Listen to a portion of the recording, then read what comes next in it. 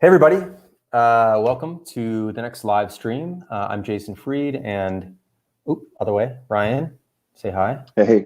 It's Ryan Singer. Ryan and I have been working together for 17 years, 16, 17 years. 17 years now. 17 years. Ryan is the head of strategy here at Basecamp, and me, Ryan, and David are the three people remaining who worked on the original version of Basecamp. And we want to take this hour, 90 minutes, or however long this goes, to talk about product strategy. This seems to be a really hot topic. People are very curious about how companies or how we make decisions about what to do and what not to do and where the ideas come from and how we shape up an idea, how we pitch an idea, how we think through an idea, how we say no to things, all that stuff, including the book that Ryan wrote called Shape Up and all the ideas in there as well. And so we thought it'd be really good to do a live stream taking questions from the audience about these topics. And a lot of people have loaded them up already on Twitter. And also if you're watching on Twitch, you can do that as well. I'll actually make sure that we link up that source as well. And we're gonna make sure this tweet's out here actually. Yeah, there's the tweet, great. 1 second, also live on Twitch, tv.basecamp. Okay, cool.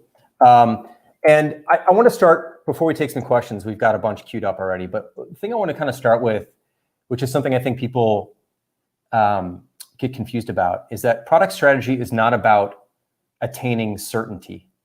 We're not out to figure things out for sure. We're not out to do something only when we know it's going to work for sure. It's certainly about improving our odds. Sometimes it's about taking a gamble, making a bet, and all these things that we will talk about, but it's not about certainty. So we're not out. So people sometimes ask us about research and how do you know it's the right thing to do? We don't know it's the right thing to do. We never know it's the right thing to do. We know it feels right and we're comfortable with the risk that we're taking, but we're not out to know for sure if something's right or wrong or going to work or not going to work. So I want to sort of set the tone that way because it is a different approach than I think most companies follow, which is that they'll research and second guess over and over and over to try to get to 99% certainty on something before they take the leap. And we think that's very expensive, very slow, and just as likely probably to be wrong as being 75% sure-ish. So I want to start with that. I don't know if you want to add anything to that, Ryan, before we jump into questions, but I think it's a huge piece of that is we're able to do that because we cap our downside. So if we just had no idea if anything was going to work, but then we blew a year on it and did nothing else, then that would be a problem, right? But most of the things that we're doing 6 weeks at a time, and we're very conscious of if it takes longer than the amount of time we were willing to give it, then we fire the circuit breaker and we cut the thing. So it's okay to be wrong if we know what we're going to lose, right? And it's not okay to be wrong if it's a never-ending, open-ended quest to nowhere, right? So that's a big piece of it. Which is why I like the bet language so much, that we place bets. And if you place a bet, you know what you're betting. Like I'm going to put $100 on black or whatever. I'm playing roulette. Like I can't lose $101. I can't lose 5,000. I can lose 100, yep. And I'm comfortable losing that. That's an important part here. And you set that up front. Yeah, you set that up front versus like, well, there's this idea we're going to go for. I think it's going to take 3 months. Well, it's taking 4. Now it's taking 9. Now it's taking 12. Now it's taking 18. Mm-hmm. We basically, another company may have bet 3 but lost 18. We never want to be in that situation. If we want to continue, that's fine, but we have to put down more. And I think that's a really nice way to think about these sorts of things. So anyway, let's jump into the questions. There's a ton of them, and we're going to get one up on the screen here in just a second. So Vivek says, how do you go about planning something from scratch? Let's say for something like Hey. For those who don't know, Hey is a new product we're about to launch. We've been working on it for about 1.5 years or so. What are the different milestones in the entire product planning process? Okay, I'll start this one. We don't plan out the product up front. That's number one. So this is not about laying out all the milestones. This is not about knowing everything on day one. What we know is we've become comfortable with the idea. We're willing to put some R&D time into it. Maybe it's a few months of puttering around with some prototyping. And then at that point, we're like, is there anything here? And if there's something there, then what we do is we begin by picking off the first few things we know this thing needs to do. Not everything it needs to do, because we don't know everything it's going to need to do, but what are the first few things so we can begin to use this thing as we're starting to build it. And as we go, we discover new things, and we undiscover stuff as well. We thought something was going to work, it turns out it doesn't, or we thought this approach might work, it turns out it doesn't. And we're doing this typically 6 weeks at a time. We can talk about 6 week cycles as we get into this. I think there'll be more questions about that. But every 6 weeks or so, we're working on a handful of new things. And we go and we go and we go and we go on that cadence, planning 6 weeks at a time, until we get to a point where we feel like there's enough here that the ideas are well-rounded enough that we're not feeling like anything really fundamentally is missing. And then we feel like we've kind of wrapped this into a product now, that like this is ready for V1. And I know I've jumped over a big stretch of time here, but really it's about a little bit of R&D, getting comfortable with the idea, thinking that there's a business case here. Of course, we have to build things that are going to make money or make sense for the business. And then beginning with the few core things we know it needs to do, and then branching out from there until we feel like the tree is full of leaves, enough leaves that it can sort of basically feed itself, is kind of how we kind of think about it. And then once we launch the thing, after that, we then get more feedback from the outside world, and we start to adjust from there. But that's, in a nutshell, in a very broad sense, how we think about planning a product. Yeah, there's basically kind of 3 phases that we go through, where we're doing different kinds of work, and we're working together differently. So in the first phase, which Jason mentioned, that we call it the R&D phase, this is the phase where we don't actually know kind of what the product is. We can't see kind of the actual tent poles and load-bearing structures of the project. Like the product, like the core architecture isn't like figured out yet. So we've got some hunches, and we think, like, let's say early days Basecamp. In the early days of Basecamp, it's like there's going to be a password protected place just for this project, and it's going to have a message board and then some kind of maybe a file thing and some milestones. We didn't even actually have to-dos in the very, very first cut of Basecamp, and because it was all about communication. And what we're doing in this very first R&D phase is we're not carefully shaping something that is supposed to get built and delivered by a certain date. Instead, it's like we're going to commit, let's say, 6 weeks to exploring and trying to build a few of the most important things that we think are the important features. And in that R&D phase, the shaping and the building are happening together in a kind of a slightly confusing mix. You know, it's like you're going to try something, and then 4 days later, you're going to be like, oh, that's totally not the right way at all. Let's try this other direction instead. And then you're going to be a week in, and you're going to rip up all the database modeling that you did because it wasn't the right approach, and you're going to try something else. That kind of like busting concrete and ripping things up, that's part of doing a completely brand new product from scratch. But you can't work like that forever, because you can't give a team a project and say, hey, in 6 weeks, this is supposed to ship, but they're going to be ripping up the concrete halfway through. That doesn't work. So there needs to come a point where the architecture is clear, the basic features are actually built and working, and now you say, we believe in this and we think that it's going to do in macro what we hoped it would do. But there's a million things that are still kind of left to do, the things that are undone and cracks that need to get filled in. Then we switch to production mode. So this is the second phase of the work. This is where now we're still working in 6 week cycles, but instead of just kind of exploring and building stuff as we go in the 6 weeks, we're making very deliberate bets on very specific feature concepts that fill in the missing spaces between the tentpole features. So this is where we can switch from, in the first phase, we only have one team working, and it's a very small core team who are the main decision makers for the product. So like Jason and David are going to be involved in the very, very first rounds of the R&D phase, because this is their idea and they're trying to figure out kind of how it should get to what it should be. But then once the core architecture is clear, they can open it up for other teams to start doing projects, because it's easier to delegate because that the boundaries are there. So then this second phase, the production mode, is when we're using sort of straight shape up methods. Like all of that applies to that second phase. And then this runs for most of the course of building out the rest of the product once the core architecture is there. And then finally, there's a third phase which we don't have a name for it yet, but we just started to identify it. I think Jason just started to point it out as we were working on Hey, which is that there's a phase toward the end where actually we dedicate time, but we again don't know what it's for.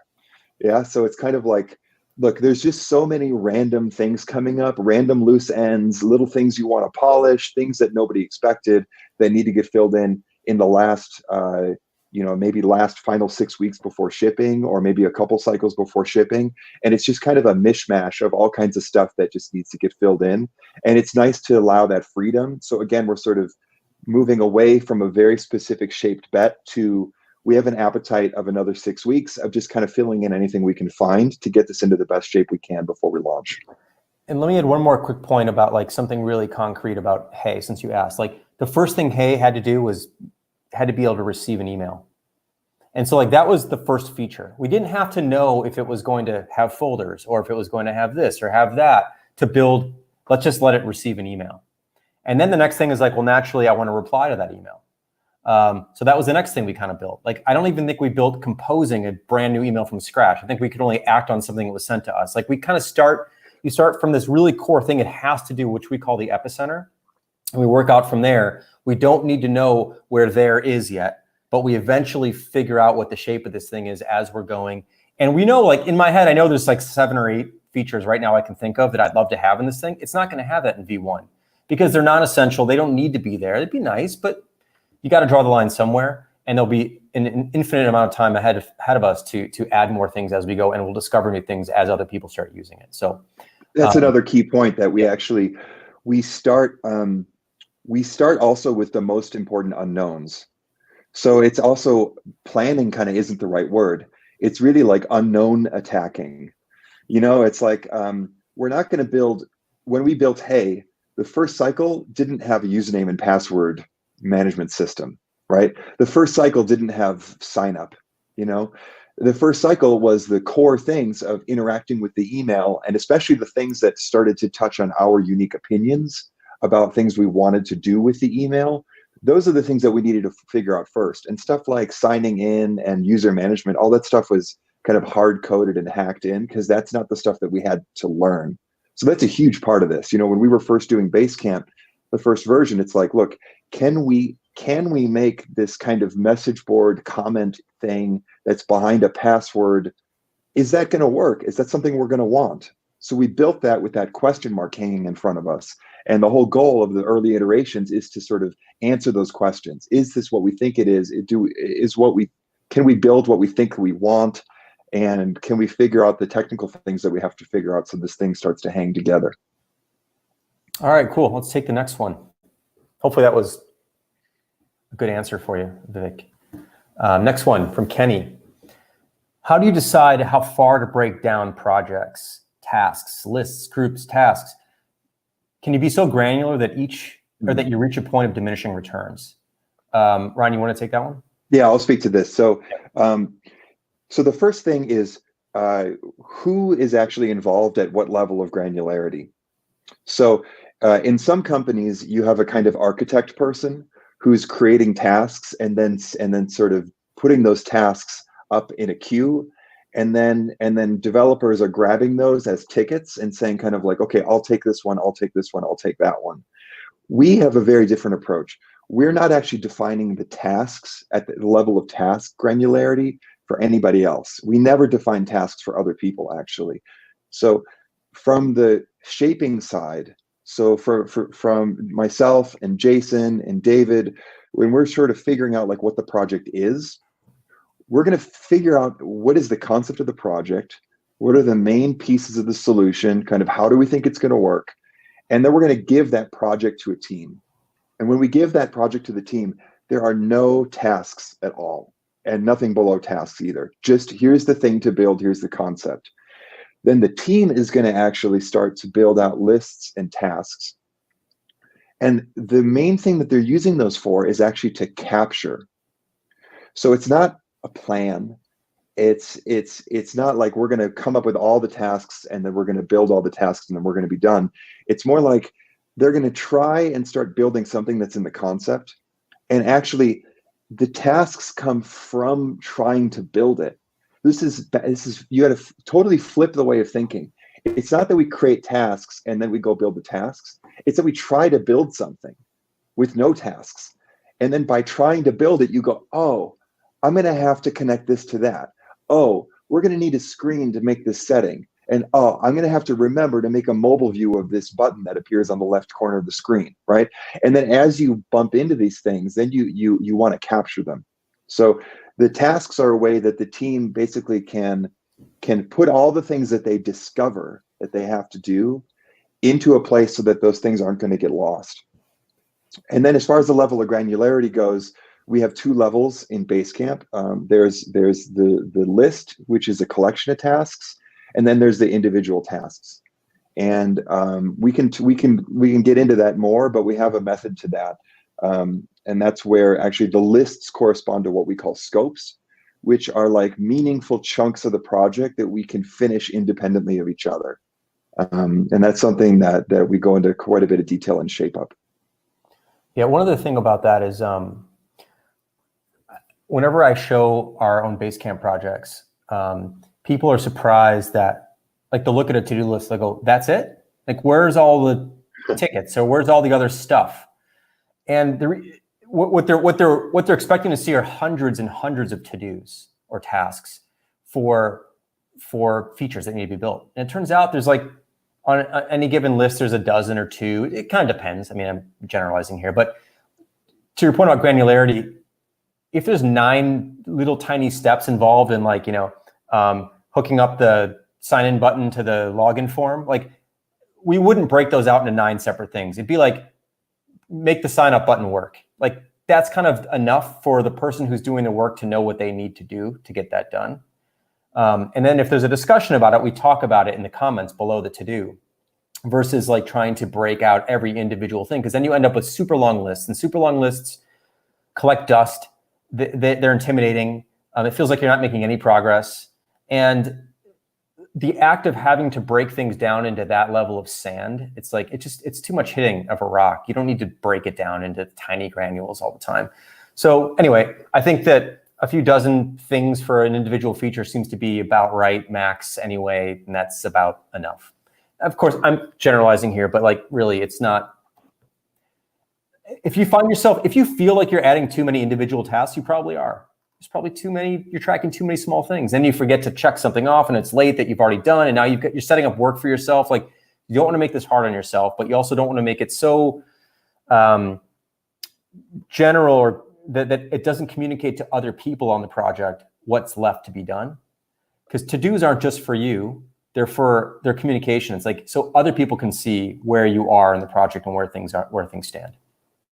So I'll actually share my screen. I'll share my screen and show an example, because this will maybe touch on things that'll come up later. So I'm just going to share my screen here, and here is Basecamp. Here's a project from one project that happened for Hay. And this project is finished. You can see all the different scopes are over the hill. And here's the to-do list. So there's just a handful of lists. These are different scopes that were there: filtered inbox view, access control, confirm access change on save, list active extensions, create an update, and delete. And if you see, look, this had 2 to-dos, this had 1 to-do, this had 2 to-dos. Here's 3 plus 1 more completed, 4 to-dos plus 4. So this was 8 to-dos on list. And you get a sense of the granularity here. These are like meaningful, kind of separate things that need to get done. And if Scott, for example, separates sub inbox into new for you and previously seen blocks, this might have had a whole bunch of little fiddly things that Scott had to figure out to do this, but he could track that on his desk on a notepad maybe. Or maybe he has a text edit document of like little things he needs to remember along the way. The point is that if there's work that you're just doing for you, you can manage the small details of that work, right? But if it's a kind of chunk of the work that is like a major piece that we need to make sure gets done so that the project does what it needs to do, then that's going to be a list. And also, by the way, what Ryan's showing you, this is everything: design, to-dos, programming to-dos, everything, QA, everything is collected together. We don't have it's not like, oh, well, you should see our Jira. Like, we don't use, this is everything. Don't use Jira. We use Basecamp alone for every task for design, programming, engineering, security, QA, all that stuff. it all happens on the same list, or in the same collection of to-dos on the same list. So we have design. I can't see the screen so small in my view here, but you could probably show one that's like Scott and I don't know, Pratik. I don't know who else. Yeah, like so here under confirm access changes on save, you've got design dialog for this, design dialog for that. That's Scott the designer. And then here's hook up dialog, and that's Tom the programmer. Yeah. Right. And these are together in the same list. So this is one scope. We need to confirm access change on save. This is one piece of the work that needs to get done. And then here's the design and the implementation that has to happen for that thing to get done. So the thing is that when you work this way and when you use a tool like Basecamp, and Ryan, just like scroll up and down real quick, like this is everything. Like this is everything. There's not hundreds of tickets laying around somewhere. There's not a separate app you need to track every tiny little piece of work. There's not one place where you collect all the work that needs to be done in a separate product, and then another place where you discuss it, and another place where you share status. It's all right here in one place. And yeah, of course, I'm like pitching Basecamp in a sense, but it's deeper than that. It's a different philosophy of work, which is when everybody can see the same stuff and they use the same tool, communication becomes a lot simpler. Anyone can jump in and check out where things stand. Anyone can ask a question in the right place. And you don't have to wonder, is there this whole mountain of work I haven't seen somewhere else? And I don't have access to that thing because I wasn't given access to that thing. And I don't even know that thing exists. But shit, there's 30% of the project's not done because it's over here somewhere else. Like these are, they sound like subtle nuances perhaps, but they're significant. They have significant impact on what you're capable of doing and the amount of time you're capable of doing it in. Team morale, the lack, like the ability to keep a team small and the ability for the team to self-manage itself. That's huge, the self-managing. The other thing is that our teams don't need to have product managers or project managers because we're assigning the project to the team as a whole, and the team is self-organizing to figure out what needs to get done and how to track that amongst themselves. All right, next one.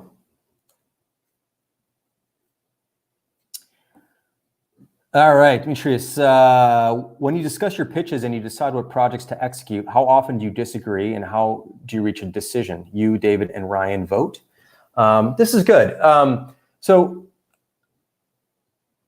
we'll disagree often on fundamental core ideas.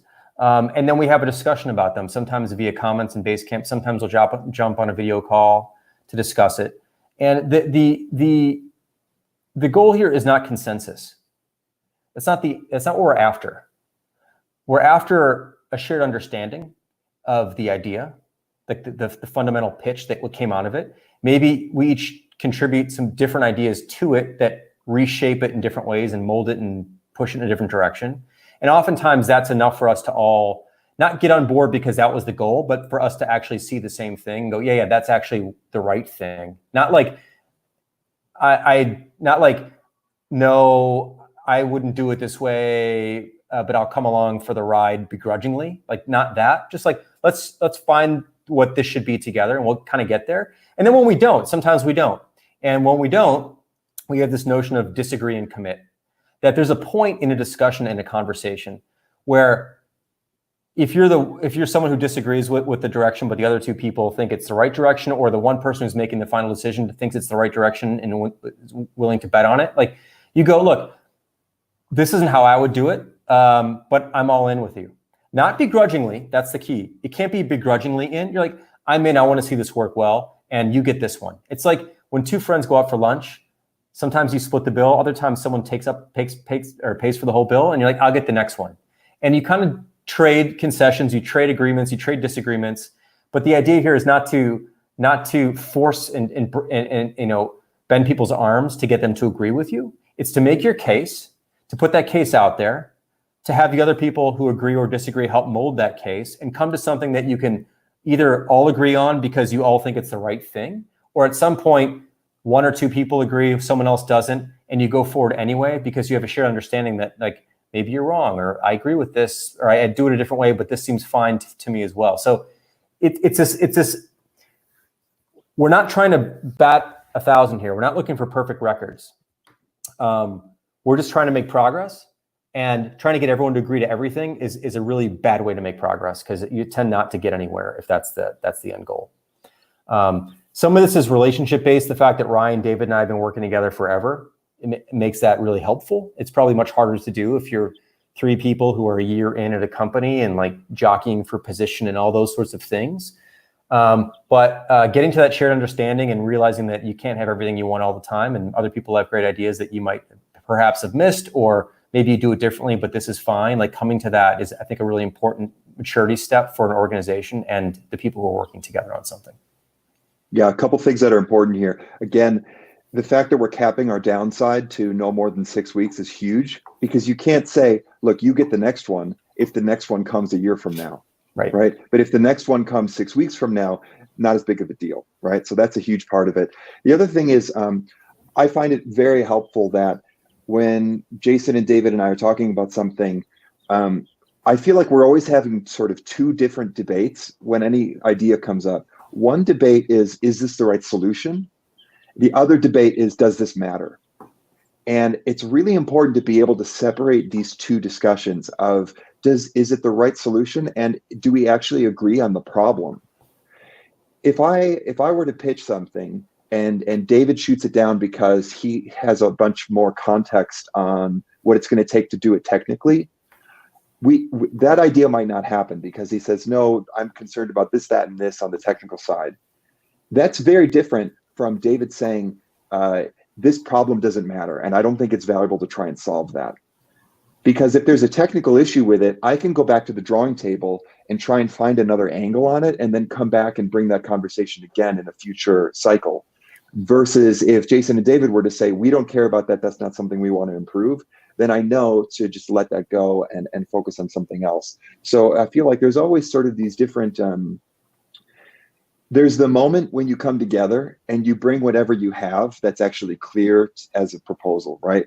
But then there's also all the things that you're working on based on your, like, especially if you're an employee, you need to be able to read what the owners actually care about and where they want to go with things. So you have the sense of like, what are the areas that are worth working on, and what are the things that seem to be solutions that they're going to go for, and how do I keep those things separate and clear in my mind? Another thing I would add to this is that I found it helpful to think that, like, I don't want to get so attached to an idea that if it doesn't happen, I'm going to be like flat out pissed. Like that's just not a good place to be either.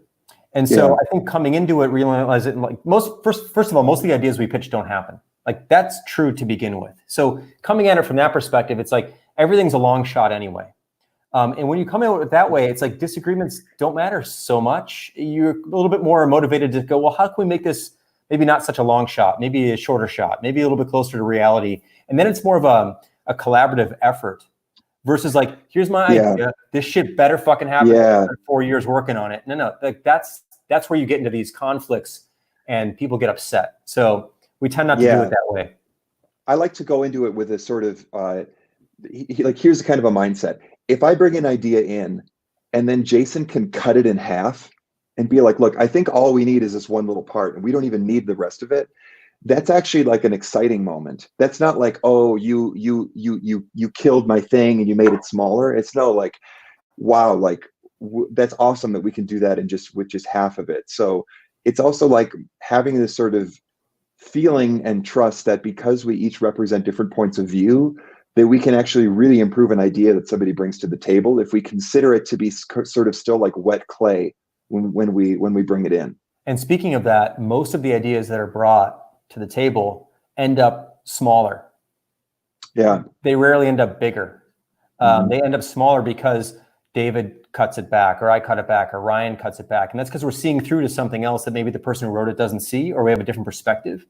So yeah, it's not about ownership of these things. And it's not about like, I want this whole thing to happen. It's like, what are we trying to do here? And can we all figure out a way to do it together? And can you see something I haven't seen? And then sometimes, there's disagreements, and like, it all comes down to the degree of it as well. Like, how important is this? Like, for example, let's get concrete for a second. Yesterday, David and I had a conversation about a project we're working on for Hey, which is a demo account. Right now, I've been demoing Hey for people I know, like using my own personal account, like my personal email. Like, not good. Like, it's just not good, right? But putting together a demo account takes time, and there's different approaches to it. Like, Do we generate all fake information? Do we have someone internally write fake emails or real emails that are fake? Do we pull sample emails from individual accounts that don't really, that aren't consequential? If someone sees, like, what's the approach? Also, is this like spun up fresh every time? Is it a constant demo that I just jump into and I pick up where I left off? Like, there are all these different versions of this thing. And David and I had a little bit of a disagreement yesterday about how to approach it. He didn't understand what I was, what I wanted to get out of it. So he came at it from a different perspective. But then when I said, well, here's actually how I want to use this thing, he goes, okay, well, given that, then that makes sense. Or given that approach, then we can do it this other way. So a big part of this is coming to understanding and not coming at it like ready to butt heads about like defending your idea. So we can go on. This is what we call appetite. Yeah. Right. Like how much do we want to put into it? Yeah. So hopefully we hit that one from a bunch of angles, but there's the thing is with this product strategy stuff, there is no here's how you always do it kind of thing, right? Ideas are different, timing is different, market conditions are different. You may disagree with yourself tomorrow, your own self tomorrow about something you pitch. Like, it's just about thinking things through and being fair and having conversations about it and not bringing ego to the table, basically. Spikeball, our friend Spikeball in Chicago. Here we go. I know you don't really use goals, but as part of making a bet, trying to quantify the impact or what the impact might be, how is potential value creation assessed in the betting process? Brian, you want to shoot that one? Yeah, sure. So the first thing is I'm going to be a broken record and talk about capping our downside again, because the main way that we look at everything is, look, if we suspect that something good can happen out of this, that's all going to come as like a happy surprise. So any upside we get out of this is like, awesome, something worked, right? Because we know that the downside is very limited because we're making pretty small bets, this 6 weeks at a time. That's the first framing. Then the second is sort of course, we want things that are going to have a bigger upside instead of things that have a smaller upside, right? But we don't need to have necessarily a quantitative measure or like a KPI or an OKR or something like that in order to do that. My favorite way of thinking about this is I want to look at not the idea of what we're building, but the struggle that the thing that we're building addresses. So if there's a pain point of, man, like I keep wishing that we could do this, I keep wishing that we could do this, right? Then that's going to drive it, and we're going to feel like, man, this is going to be such a big improvement if we solve that problem. And sometimes we're going to have something coming in from customers where they're all complaining about the same thing, and we don't expect it to make a huge jump in satisfaction in the product or sales in the product, but it is something that's going to quiet down some unhappiness and support. Then we might dedicate a small batch project to that. There might be something like some things we're doing for BC4 right now that we're talking about that we think could actually meaningfully increase sort of the addressable market. That there's people who we think are turning away the product because it's missing something, and that if we put that in, that there's going to be a meaningful chunk of people who the product is going to come back into the consideration set for them. The way that we work here, we don't need to quantify that with a hard number. I think it's much more about looking at, we've got maybe 4 ideas that we're all sort of interested in, and can we rank those in terms of which ones we are the most excited about in terms of the pain that they solve or the opportunity that they unlock? And sometimes the impact is like, we just wanted to do it. There's some ideas that we just want to do, and the impact is like, we need to scratch that itch. Like, it's not even something we'd ever measure. It's like, is it done? Is almost like, does it exist now before it didn't? Like, that's enough sometimes. So it kind of depends. I think every time we ever tried to like pick a number, like if 20% of people use this, then it will have been worthwhile. It's like, why 20? Why not 18? Why not 22? Why not 19.3? And you start like chasing these false numbers, these false round even numbers. And then you either hit it or you're disappointed because you don't. And then you think, well, it wasn't worth it again. What did we do wrong? how did we do this wrong? And you go down this rabbit hole of like trying to figure out how you did it wrong. And it doesn't really tell you anything about the next time you're going to do it. It's like, oh, if we only would have interviewed 15 more people, we would have figured this out. Well, maybe not. And like, how long would that have taken? And if that would have pushed the thing off 4 months, would it still been worth it? Like, you can't look at things so independently. Everything's a system and everything moves everything else. So it's like, yeah, maybe instead of 20%, if your number's 20%, you only hit 15 or whatever, for whatever reason. Like, maybe you could have gotten to 20 if you would have talked to 20 more people or 30 more people or done this or done that. But like, at what cost? What's the trade-off for that too? Well, we could have spent 4 years and we would have gotten to 20. Like, would that have been worth it? You would know that no, of course that wouldn't have been worth it. So you can't set up these fixed points, I think, without considering the trade-offs of what it takes to get to those points to begin with. And also, why are those points there? It's like, it feels like a lot of busy work to me. Versus like, if you really know the product really well, if you really listen to the customers, if you hear a lot of things from support, like right now we're working on some stuff for Basecamp 3, we know is going to hit for people because we know what they want. We've been talking to them for a long time. It doesn't matter if it's 37% or 22%, the people who really want it, and we know there's a lot of them, I don't know what the number is, but it's enough, they're going to be thrilled with it. And we know that that's going to be true. And that's a feeling that's enough for us versus measuring the quantitative version of that feeling. It's just like, I don't know what that means. So anyway, actually, I would even throw out another way to think about this. Because now that I reflect on it for a moment, I think actually I'm actually trying to quantify the downside, not the upside. We can quantify the downside. We can say, how many weeks are we going to spend? Yeah, that's a good point. Which means how many weeks are we going to lose? And actually, I will do data analysis. If I'm afraid that the thing that we're touching is going to screw up an existing flow for people, screw up, not improve, then I'll actually look at traffic data on a specific feature, and I'll say, you know, like we're maybe interfering with, so like there's something we're working on right now that might impact a report in Basecamp, which is the to-dos completed report. And I'm a little worried about the impact on that report of this new feature. So yesterday I looked at the usage data of that report, and I saw that the usage data on that report is about a quarter of the usage of the other main parts of this feature. And it helped me to relax, because it made me think, okay, even if we're kind of wrong, this is not the high traffic area of the app, and the stakes are a little bit lower. So if the thing is, you only have so many ideas that are actually compelling at a given time, based on your theory of the market, of what you understand customers are doing and what you think is working, what doesn't work. You have a theory of the market, you got a few ideas that are compelling, and then you can't measure how they're going to do, but you can sort of measure the cost of what could go wrong. So I think that's the way to think about it. It's actually, I'm really glad you mentioned that, because that is really how we think about it. It's like, is this worth doing? Is this worth fixing? Is this worth setting up some time for? And if we spend this time, will we be disappointed in the way we spent it? Yeah, and there's opportunity cost in time, and there's opportunity cost, or sort of like loss of options in space. Like, I don't want to put some giant honking thing on the homepage that I'm not going to be able to take away if I don't really believe in it, because I'm going to need that space on the homepage for some new thing in the future, right? So I think it's really about options and preserving your options. Yeah. This one's coming in from Twitch. If no one can create tasks for another person, how do you alert someone of a need you've discovered that needs to be completed by them?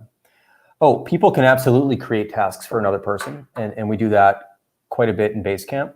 The point is that it's not someone sitting up on high who's imagining everything that has to be done and then like writing 200 tasks and assigning those out to people.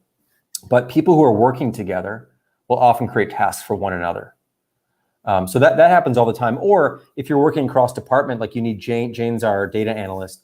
If you want Jane to look something up, she has a to-do list set up in her team, in her data team project inside Basecamp. It says requests, and you can put a request on that list to ask her to look something up for you.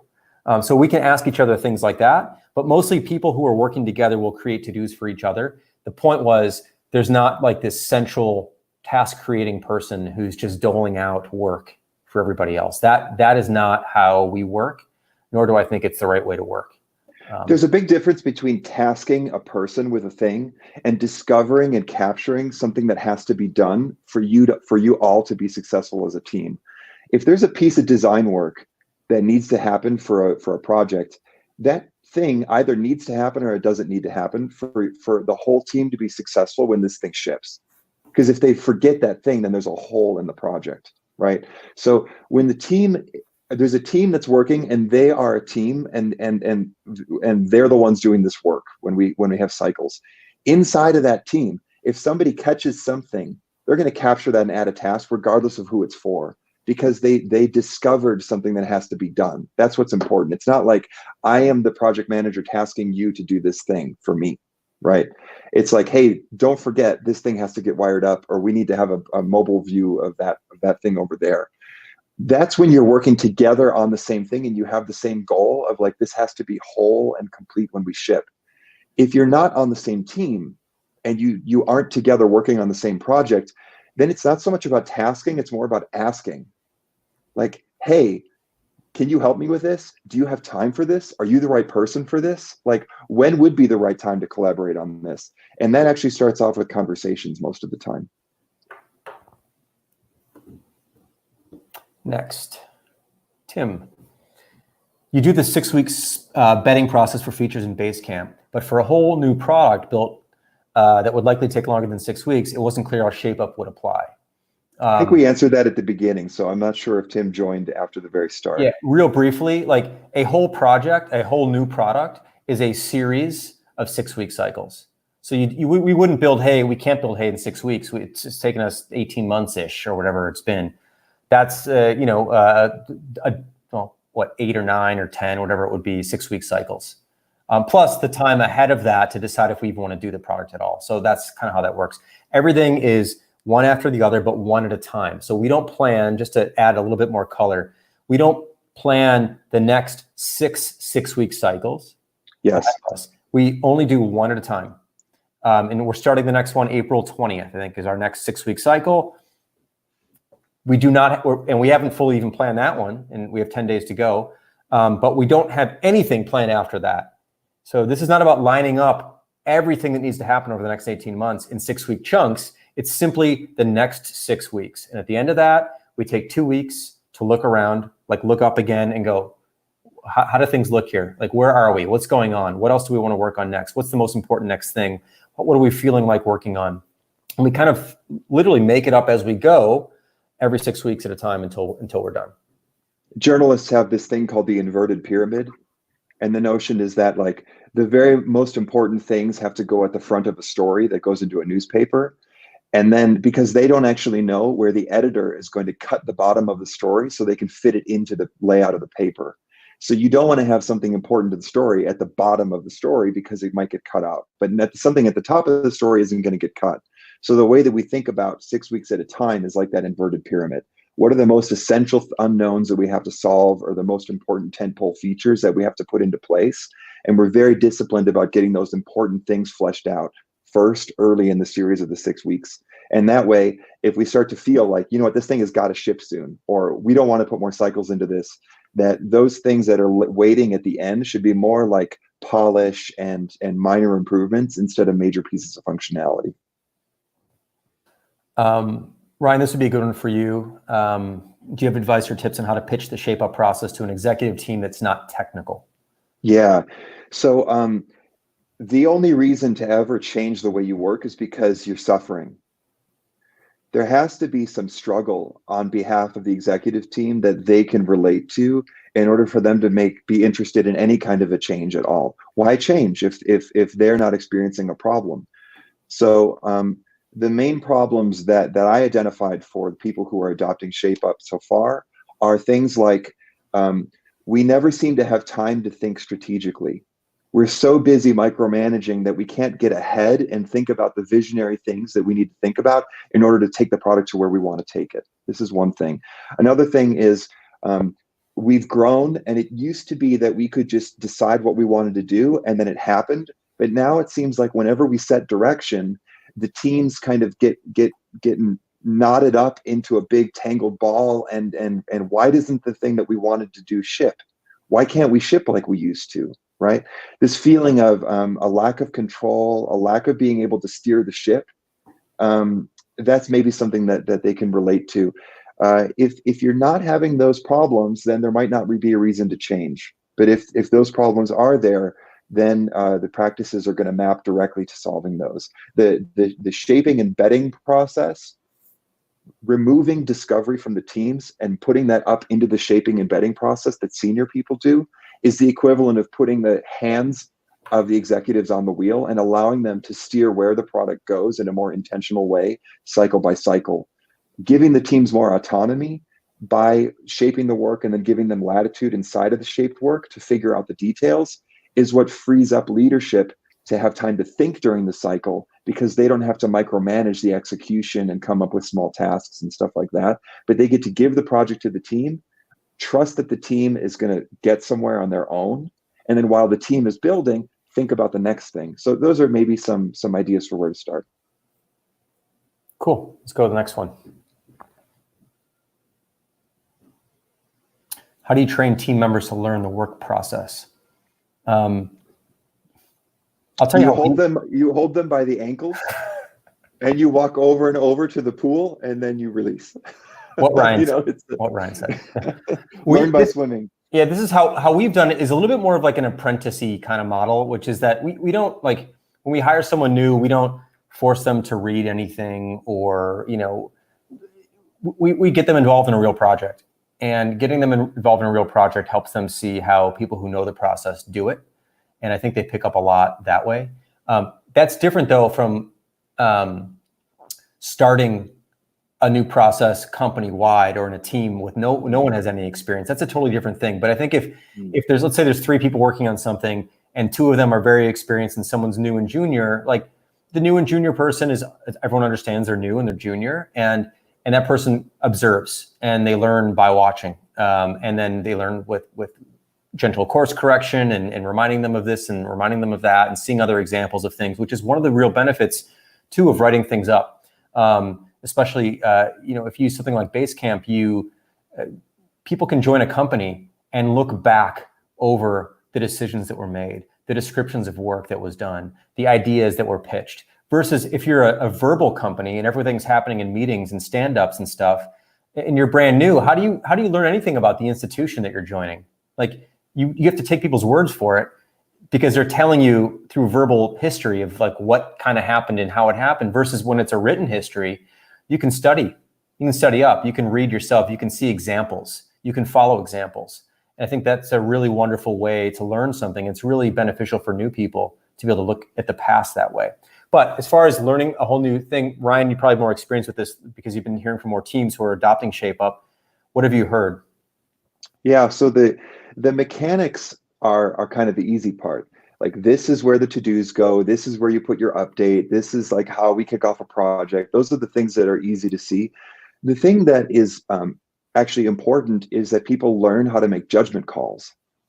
So people have to make calls of, if I bump into a piece of work, is it a must-have or is it a nice-to-have? When do I ask myself that question? And then now that I've identified it as a nice-to-have or a must-have, how do I capture that and where does that go, right? And a lot of this has to do with if you are the way that we work in Shape Up is all about it giving people actually more power and room to make decisions themselves. So a huge piece of this is actually that you give people more room to decide for themselves, but with harder walls. So like, the thing has to ship at the end of the 6 weeks, and we're doing this and not that. And I'm not asking you to do discovery. I'm asking you to do the hard work of figuring out what the right execution is. And I'm valuing, as the leader, how hard that work is to come up with the right execution. When you make really firmer walls and softer space in the middle, actually a lot of this is about leaving them alone instead of trying to train them in something. And then because they're going to have those walls where they have to actually solve it before they hit the end of that 6 weeks, it's going to create struggling moments where people are going to be able to say, hey, how do I handle this? How do I handle that? I'm not quite sure where I need to be. And then something like the hill chart, for example, gives you an opportunity at a as the person who's training or mentoring or leading to sort of see where the teachable moment is. If something isn't moving over the hill, if the to-dos aren't getting completed, if there's a lack of motion in that 6-week cycle, then you can come in and have a quick little workshop moment and say, where's the work stand, anything you're struggling with, and then help to make the right judgment calls to unlock that, to unblock that, and then step out again. Cool. Next one. Kalina, how and when do you talk to customers directly, and how does that fit into the shaping of strategy? So this is definitely Ryan's area of expertise here. So why don't you take this? Yeah. We talk to customers as much as we can, but it's hard to do that every day, all day, because you have to do other work too, right? So for me, I'm trying to fairly regularly do interview projects, and then the interviews that I do inform our model of or sort of our story of what people are trying to do out there in the market and what else they're considering and what works and what doesn't for the situations they're in. So we develop a sort of picture of what's going on out there and what works and what doesn't by talking to customers regularly. That picture that we develop of the truth of what's going on out there for people in the market and who use our product, that becomes a kind of like selection criteria or a filter for new ideas. So we don't know what idea is going to come tomorrow for what project to do. You know, Jason might come tomorrow and be like, oh, check this out. I got this amazing idea for Hey or for Basecamp or whatever. And now we can use our understanding of what's going on out there in nature, in the world of the customer, and say, okay, this idea that just came up, is that compatible with what we know about what's going on with customers through our years of experience and from talking to them regularly or not? And I think that's a way to think about it. There doesn't have to be a perfect one-to-one mapping between this thing we want to do and then we have to research exactly that with customers and everything. But if we have a broader idea of what's in and what's out and what matters and what doesn't matter to customers, then we can use that as a very sort of general fitness test against anything new that comes up. I have nothing. We do have cases where we'll dig in on a more micro level, and I'll just give a short example. Support keeps hearing about people asking for recurring tasks, let's say in Basecamp, and we have a sort of feeling, yeah, that would be a good thing to do. So we start to talk about it, but then we start to get into a conversation where it's hard for us to agree about what's important and what is a good solution and what is a bad solution. In a situation like that, we can actually step back and do some customer research to get a clearer sense of what circumstances people are in when they ask for that particular thing. So we actually did a series of interviews with people who were asking for recurring tasks about what they were trying to do when they asked. And by doing that, we started to discover, all the people who are asking are more in this situation and less in that situation, because we were just imagining something. Now we have a little bit more clarity about what they're actually trying to do. And it actually allows us to make more trade-offs in the future and say, it doesn't need to do this and this. It's more about just doing this and this. And now we're coming to a point where we can actually bet on something with more confidence because we did that background. But we don't do that as a procedural thing. It's not like anytime we want to build something, we have to go do customer research. No. Customer research is a flashlight when we feel like we're in the dark. If we feel like we're in a too risky territory or we don't know how it's going to go, we can go use the flashlight and look around and learn some things. But if we feel confident or we just want to build something because we want to build it, we just go ahead and do it. This gets back to the point also about like, we're not seeking certainty. Yes. And sometimes you feel like, well, if we just talk to enough people, certainty will come for free. But that's just not how it works. And a lot of companies spend a lot of extra effort seeking out certainty that they'll never find. And it's always, well, if we just talk to one more and we talk to one more, and what ends up happening is actually every additional opinion you get makes you second guess things even more. Like you don't get to certainty by asking more and more and more and more people, actually. Mm-hmm. What you get is more and more and more opinions, more different perspectives, which is valuable in some degree, but it's not how you find out if it's time to do something or not, in my opinion, at least. Anyway, yep. we can talk about that one for another hour. So let's jump into this one here, and then we'll see where we're at here since we've gone about an hour. This is another kind of one, sort of for Ryan, but I want to take it first here. Mike asks, I really like the breadboarding technique. Breadboarding is a technique that Ryan pulled from electronics, actually, like the way people put circuit boards together. And he can talk a bit about that. Maybe even have some examples you can pull up on that, Ryan. However, some stakeholders ignore it completely. They want to see a prototype and then they comment on it. Same goes to fat marker sketches. So I understand this, like, just I can't decide on a rough thing. Just I want to see the real thing to decide. So I understand that impulse. But what you can ask them back somehow is, would you like to see 20 ideas this year, or would you like to see 2?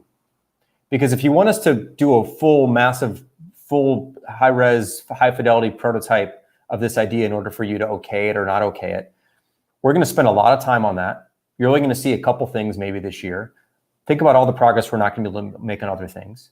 And what if we don't do either of them? Like, that's a whole year's worth of work, or a whole bunch of work, and a bunch of people doing a lot of work that could be done for a lot less.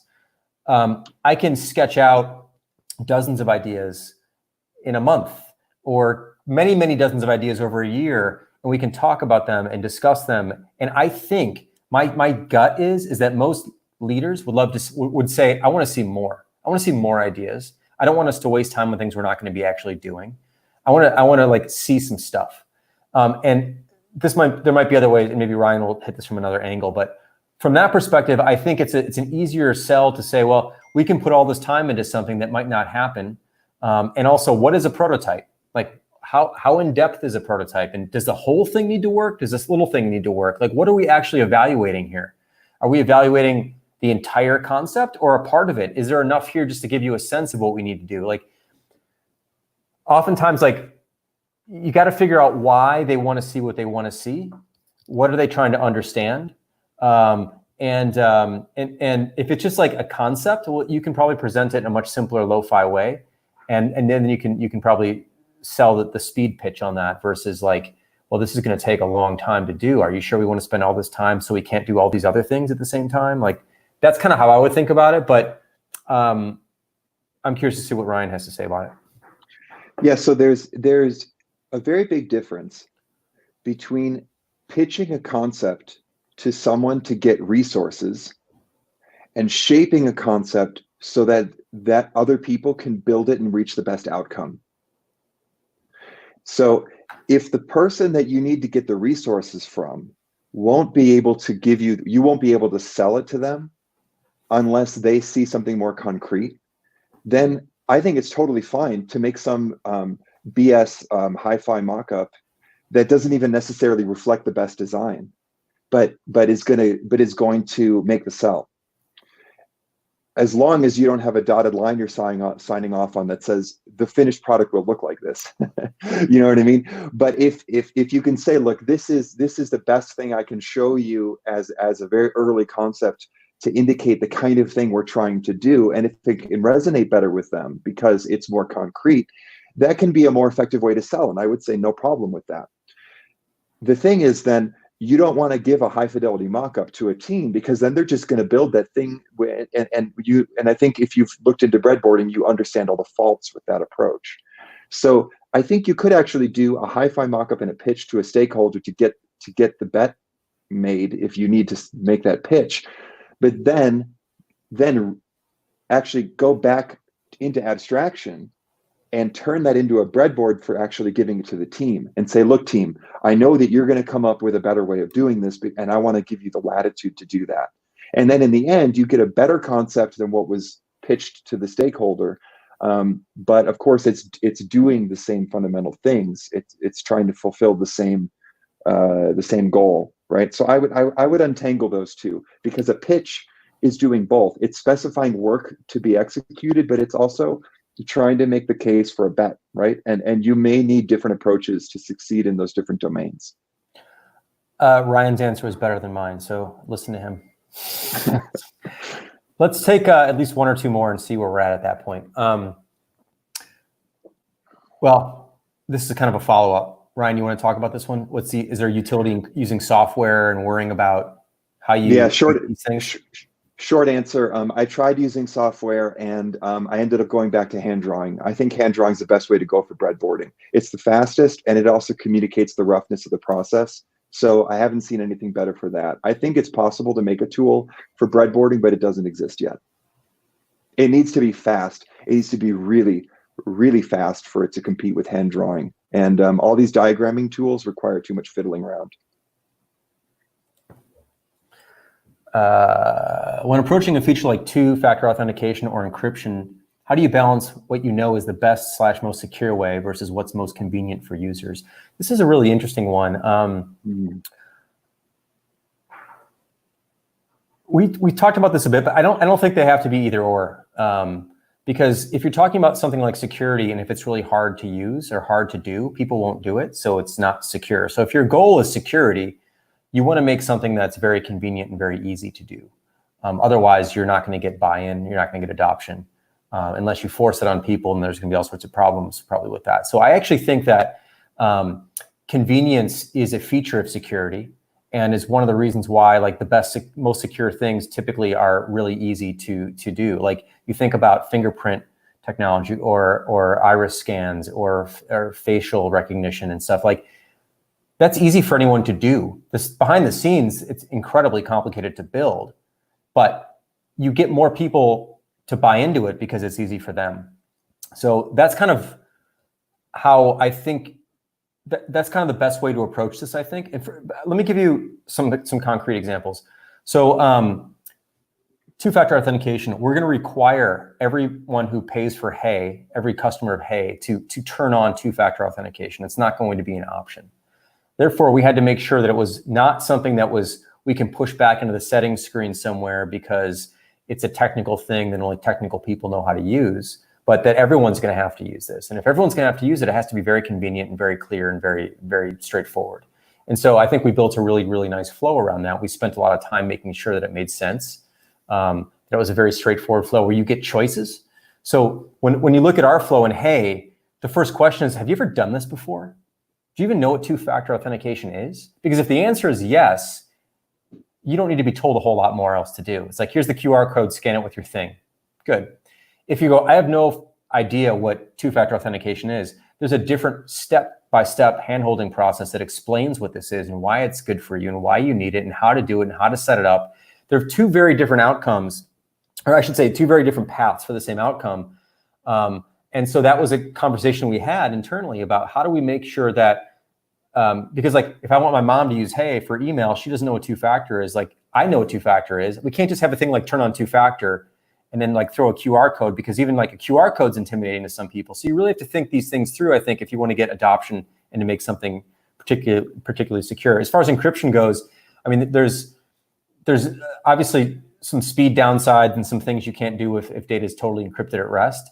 Searching can be difficult. There's some trade-offs there as well, and you have to figure that stuff out and figure out, again, like this is all about trade-offs. It's not about like, you can't always have everything you want the way you want it. It's like, what are you going to trade off for this, for that? And so we have had discussions about that, and there's always ongoing discussions about that as well. But I think when you see security being adopted, it's because it's convenient. I just don't think you can make inconvenient security work for people. I think this is a really juicy nugget, this question, because it touches on something that we broadly have to deal with in product strategy all the time, which is the fact that people often frame things as being absolutely good or bad, like security is always good or encryption is always good, when it always boils back to the situation you're in and what you're trying to solve. And that's where the trade-offs come from. You know, security people are a lot like lawyers. Every time you go to a lawyer with something you think you want to do, they will tell you why not to do it. Or they'll tell you all the 10 pages of fine print you have to add in before you do it, right? Because their job is to just only think about problems, right? And so if we only did what security people said, then everything would constantly be absolutely secure, and we would have retina checks on all of our houses instead of keys in our locks, because keys can be picked, right? But if we look at the circumstance, we can start to make judgment calls. So for example, there's a cost side and there's a value side. Here's a value side explanation. Let's say you're selling a tool which is keep your secrets. And this is a journal for only writing your most dangerous secrets. and that's the product you're selling. If you sell that tool and you put extra padlocks and 3 levels of 2FA on it and a retina scan, people are going to perceive that as actually more valuable, not an inconvenience, right? Because it's the same thing like people who buy a safe for their house, right? To put the valuables in. It's not an inconvenience, it's why they're buying it, right? Then the other side is the cost side, where the customers don't care. But if there's a blow up and a bunch of customer data leaks, like we'll never recover for that, or they'll never recover from that. So then that's a question of looking at how valuable the information is. And not all information is equally dangerous and equally valuable. If you look at a Zoom call, we've been experiencing this tension, right? Zoom calls by default had a short hash string at the end of the URL, and that was enough. And then all of a sudden, Zoom decided that they needed to enable passwords by default, right? But we're not doing 2FA to sign into a Zoom call, right? So I think it's really important to look at the context of what people are trying to do, what the data is, and whether they value security or whether it's to prevent a blow up. I think that's a really great answer too. It does touch on everything being a trade-off, which we've talked about. We've mentioned this word a few times, but it really comes down like that language. The language of trade-off is what we probably use most frequently at Basecamp when deciding to do anything. It's not like, is this the right thing to do, the wrong thing to do? Should we do it? Should we not do it? It's like, what are the trade-offs? Like, is it worth doing it? Because these are the costs too. Like, you're always trying to think about what the costs are as well, and not just the outcomes. Otherwise, like, yeah, you always want the best of everything, but like, that's just not realistic. And I think that's what happens sometimes, especially in product companies where they feel like everything needs to be incredibly high fidelity. There's a bunch of dark, dingy corners in Basecamp that I don't think objectively, if you put them in front of me, I'd be like, that's amazing. I'd be like, that's kind of shitty. But we're like, that's okay. We're okay with that there because it means we can spend more time somewhere else. So this is kind of to Ryan's point too, which I thought was great, which is like, if you're selling a really secure product, these inconveniences are actually convenient. And they're like, I trust this thing. This is what I wanted. I wanted to open my door and have to do like 7 different locks, you know, because that's what I want. So, but like in the case of Basecamp, they're like, Basecamp has like well over 100 individual screens. There's going to be cruft in some places, just like in your house. There's some corners that just aren't dusted all the time. It's fine. It's okay. You make the judgment call here and there. Maybe you want your kitchen to be spotless because you care about that and you're there all the time. Maybe you want your bedroom to be spotless, but that guest room, maybe you clean that once a month instead of every other day, or whatever you do. Like, you make judgment calls all the time and you make trade-offs with your time and your attention. I think that's kind of the fundamental part here that threads through everything that we do.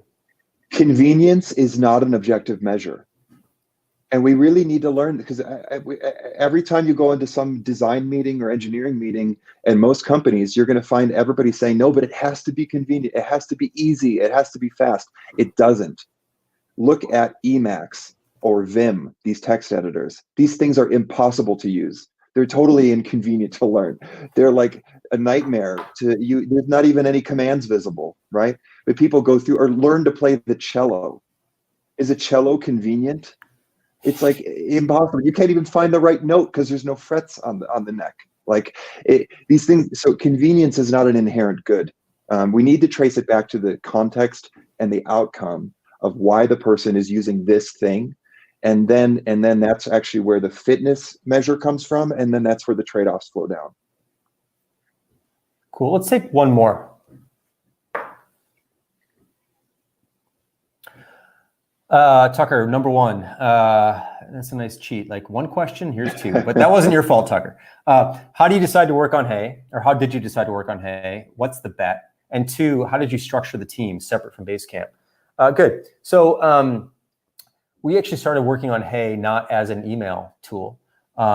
We were actually initially working on Hey as a brand new version of HighRise, which is a CRM tool that we built launched in 2007, has been upgraded many times since then. But we were looking at launching, like redoing HighRise, like we did with Basecamp. We had Basecamp Classic, then we did Basecamp 2, then we did Basecamp 3. HighRise is essentially HighRise 1, HighRise Classic. It's been adjusted many times over the years, but it's fundamentally the same thing. And we're like, let's do something new here. We have some new ideas. So as we began to explore those ideas, what we realized was that we were actually building an email thing. We didn't know it was going to be an email service yet. We didn't really know what it was going to be quite yet, but it became clearer and clearer that that's where it was headed. And so me and actually Jonas and I were working on this thing early on, and then I brought it to David, and I said, hey, David, here's this idea. Because I know we talked about working on high-rise, and we like, here's where it actually came out. And as we got into it, we started getting more excited about this idea that like email is something that's the only other way we communicate as a company, primarily, but we communicate with the outside world that way. Internally, we communicate 100% basically in Basecamp.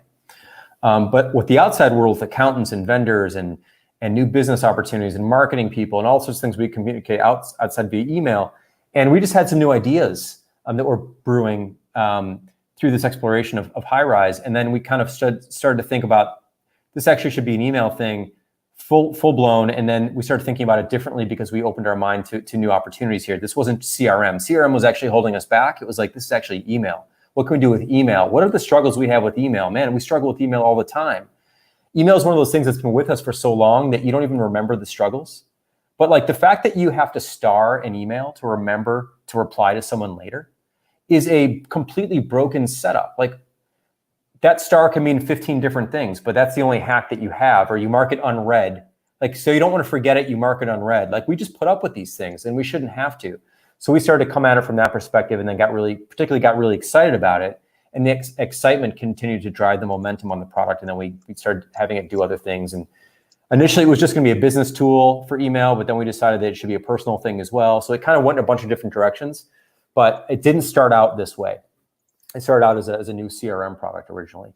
The bet is, we want to provide an alternative to basically the only email system that really exists for the mainstream, which is Gmail for the most part. There's also iCloud and there's Yahoo and there's some other things, but basically everyone you know has a Gmail address. And we think that there should be an alternative to that. We have a different take on this. And so the bet is that we're going to find enough people who want to, who when we show them the things they're struggling with that they may not even recognize that they're struggling with email, are going to want what we want to put out there. And we think it's going to be worth our time, and we're excited about it. So there's no like, it's not like this is going to be bigger than Basecamp. We don't even have a number on it. Like this needs to do X million a year to be successful. That's not where we're at with this kind of thing right now. That's not what we think about when we build new products. Like, are we excited about this? Do we think we have something here? Do we feel like we're on to something? And is this a big enough addressable market that it's worth putting time into? And email is, of course, like a very, very large market. Jason, how did it work? How did it work out in terms of like, you didn't come up with the idea and then bet like 18 months? You know what I mean? Like, sure. Where's that tipping point, and what's that transition? Yeah, it was pretty loose. So when we first started, again, we were dabbling with some stuff for high-rise, and as we kept building it, we kept looking at like email conversations, and we're like, this is just email. And then this is probably a few months of just back and forth, Jonas and I messing with some stuff. So you kind of carved out Jonas's time. Yeah. For a couple cycles, like one cycle after the other, because you felt like it was promising enough to sort of explore this thing, to see like where it goes. Well, I mean, it goes back even further, right? So high-rise was a tool that we started in 2007. We then kind of spun it off, had another team running it for a few years. We then took it back, and then we had it in our hands. And what are we going to do with this? Well, let's think about making it, what could we do if we made it better? Like, what would it look like? What would a really clean new high-rise look like? And so like, let's take a few months to think that through. Not the whole company, but 2 people, basically. So yeah, it was a couple months, so a couple cycles, basically-ish. Mm-hmm. And then it got to a point where I showed it to David. David got kind of excited about it, and we started messing around with it some more, probably another month or so messing around, until we decided to actually begin to build it for real. So before that, the prototype was pure HTML mockups. So we could like click through it and play with it and imagine using it, that kind of thing. And then we started dedicating some basic resources to it, not full cycles yet, but David got involved and started building some of the back end and started building some stuff so it could kind of start to work. And then probably a few months into that, we finally said, like, we're going to do this. We've made a call to do this. And that's when the official cycles began. There's a really interesting escalation here. Yeah. Of you can carve out some time for Jonas, and between the two of you, there's no programmer there. I mean, Right. Jonas is very capable. He can also program things, but like Yeah. you're mostly working from HTML mockups and you're clicking through stuff. And there's this sense of like, it has to be compelling enough for David to be willing to carve out his time Yes. to do programming, especially at the architectural level. So it's almost like you work with Jonas for a couple cycles, you get to a point where like, I think we got something. You kind of bring it to David. David's like, oh yeah, I see it. I can see what you think you've got here. Like there's an idea here. Mm-hmm. He's willing to put his time in. So now you've got like, you're getting some programming wired up. There's some basic stuff happening. And then there's like another transition after that to like, are we actually going to put teams on this? Yeah. And look, everything's a sales job. Ultimately, it's like, I own the place and I still had to sell David on it. Right. Because like you have to get people to come along with you. And you have to show them something that's interesting and compelling. And it, to the earlier question about like someone asked about like sketches versus prototyping. In this case, like sketches wouldn't have shown the concept well enough because probably primarily because this changed in concept. It was originally going to be a separate product. So for me at that point, the pitch was not, should we do this thing we agreed to do? It's, I've uncovered something else under this rock that I didn't know was there. Mm-hmm. And it helped at that point to make the sale by the way, this is actually an important point. David did not ask us to make high fidelity prototypes. Like he didn't say, I won't look at this until I can click through it. It was what I felt like we needed to do to get there. Mm-hmm. And I needed to do it for myself. Mm-hmm. So like it wasn't a requirement from someone else. It was like, this is part of the sale. This needs to happen. And I felt like we could sell it better if we did that. But anyway, to your second question, how do you structure the team separate from Basecamp? So what we did and what we've always done is whenever we do a brand new product, so this is true from Basecamp to Backpack to Campfire to High Rise to a number of other things that were at this scale, we eventually go all in on the new product, which means we put the other thing aside for a while.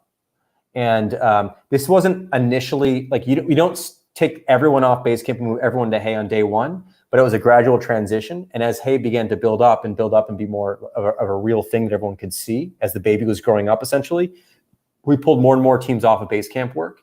And now everyone in the company is essentially focused on Hey to get this thing out the door. And then we're going to shift right back to Basecamp to do a bunch of work on Basecamp that's been waiting. So yes, in some ways you could say Basecamp has been put on hold for a little bit, but we're a 50-person company. That's the reality. That's the trade-off. Getting back to trade-offs again. If we want to launch a new product and address this surface area we want, we need a number of people working on it. We don't have spare teams sitting around that are just prototyping stuff all the time. Like we need to actually take our best product teams, which is the only product teams we have, and move them on to the new thing. So the trade-off is Basecamp doesn't get some love for a while, but we felt 4 years in, the product's very mature. It can withstand that. It can handle that. And we're just about, in fact, in about 10 days, about to jump back to Basecamp and do some really wonderful work on Basecamp again. So and this was a relief for me because while Jason and David were totally focused on Hey, it actually allowed me to go deeper and do more sort of research and strategy work for BC4. So that created a beautiful window for that type of work. Yeah, so we're actually calling this internally like TikTok development, like all in on one thing, move over to something else, give that other thing a rest a little bit, get some new ideas from the other thing, bring it back to the other thing, and kind of go back and forth a little bit. We'll probably split teams for a while though, once Hey launches, because whenever you launch a brand new product, like the first few months are just like ideas more than you can handle and things that are busted that you didn't think about, like all that stuff happens. So we're not going to leave Hey, we're going to stay on Hey. But we also need to work on Basecamp. So we're working on Basecamp 4 and also some improvements to Basecamp 3, which will launch in about 2 months or whenever the next cycle's over, whenever that would be end of May or early June, whenever that will be. And then we're probably going to have parallel teams working on both products at once, given our current ambitions to launch a new version of Basecamp next year. Also, we have Hey Personal coming out, and then Hey Business will come out a little bit after that. So we're going to then split the teams again. So it's a matter of like directing all the resources to one bucket, to another bucket, and then sharing resources across two buckets at some point. It just kind of matters like, when does the time feel right? What's necessary when? When you're building something new, you kind of need everyone on it when it's like actually reached a critical mass of being real. But you don't want too many people on it too early because you don't even have enough work for everybody yet because you don't really know what it's going to be. So it's this it's like you feather in and you layer in, and there's a gradient of work in and out, and teams move around. That's kind of how we think about it. This is so easy to just gloss over what Jason just said, and it's so important. This notion that there's a critical point where it becomes real, and that's not day 0 or day 1. You know, so that so there wasn't one bet. There were a series of bets coming from a couple cycles of Jason and Jonas exploring to a couple cycles of now David's involved. And the whole phase of those one by one bets, individual bets of let's keep looking, let's keep digging, were all what we call the R&D mode. And that's where Jason and David were directly involved in the ongoing process of like, is this the right design and how do we tweak it, and really being hands-on. Then there comes a point where we know we've got something, we've got the architecture, the bones are there, we know what this is, now we can delegate work. That's when you can scale up. You can't scale up until you know what you want, right? So once they were clear on what they wanted, now they started to actually have cycles of work where teams were building stuff where Jason and David weren't the ones who were doing the building and the design anymore. And that's the production mode. And that can start where in the beginning, maybe there's 1 or 2 teams that are doing that. Another team is still working on Basecamp. And then there comes a point where like, look, either if we're actually going to get this product done, we're going to have to all hands in, everybody's going to have to work in parallel, and in order for us to do all the work that it needs to do for this thing to launch. And that's when we're in the full production mode. So there's these different phases, and getting into a phase is a new kind of bet, you know. And the only point where it really starts to feel like a big bet is, I would say, there's a moment when I hear Jason and David will say, we've set a release date. And then there's this notion of somehow we don't know what the cycles are going to be, but there's maybe 4 or 5 more cycles between now and that date. And they're going to be production mode cycles, and teams are going to be building stuff. And that's from how I see it, is sort of where that's kind of where that feeling of like that big bet comes, is like, you know what, the next number of cycles are going to be for this product and not for something else. And we are going to drive toward a ship date, and this thing is going to ship, you know. But before that, it's very piecemeal. And there's a number of bets made along the way. You kind of parlay your bets basically, because like one of the other bets we had to make is we're betting that it's okay to leave Basecamp as is for 6 to 8 months. Like that Basecamp is far enough along as a product, has enough of an established market, it still continues to grow in the way we want it to grow, and there's still excitement about it and all these things, that it can hold on for a while as is. And we get that confidence by looking at previous versions of Basecamp. Basecamp Classic, which came out 16 years ago, still has thousands of people who use it every day, and it hasn't been updated since 2012, 8 years ago. So if Classic can last 8 years without an update, based on an idea we had 16 years ago, surely Basecamp 3 can handle 6 to 8 months of our best current thinking on its own. And we'll get back to it pretty soon, like in a week or 10 days. So that's the other bet you make, and you have to calculate, and you go, there's going to be a trade-off here. Again, like we could lose people because if people say Basecamp hasn't been updated for a few months, or where are the updates? Like totally fair. And by the way, fair complaints, all that. It's just like, that's the trade-off. That's the bet we're making, that it's going to be okay, that we'll weather that storm. And the other argument is that like Basecamp 3 as is today is brand new for anyone who's signing up today. And last week, I can look at the numbers. Last week, 5,400 new companies signed up for Basecamp. So for them, yes, it's for us and for existing customers, it hasn't changed for a little bit. But for them, it's brand new. And so we think that that's okay too. So, you know, it's just a matter of feathering in moments. And even like one more example, this feathering thing, which I think is important, because I feel like, and Ryan, I think you got to it. If you think about like theory and practice are different here. Like in theory, it's like a company decides to do something and like it's all in on this, and the company stops doing this, and you move on to a new phase, and these things are like blocked. They're blocks, but they're really fluid. They're fluids. And it's because, like, for example, we're inviting people to Hey right now, beta testers, okay? Someone has to do customer service for beta testers, right? Who's gonna do that? Well, I'm gonna do it. I'm gonna do it for a while because I'm working the product. I wanna know exactly what people are struggling with. I wanna know what exactly isn't working. I wanna know every single typo, whatever. But I don't wanna do that forever because I have other things I need to do too. So I'm feathering in myself to do support for a while. Then we'll begin to feather in some people on the support team and train them up on the product. We'll make these very fluid transitions between one phase and another. It's not this rigid, this endpoint and this starts. It's really not that way, except for like the 6-week cycle thing is. But as far as like moving resources around and whatnot, it's typically very gradual. And I think it helps to reduce the risk and also to provide you with some feedback.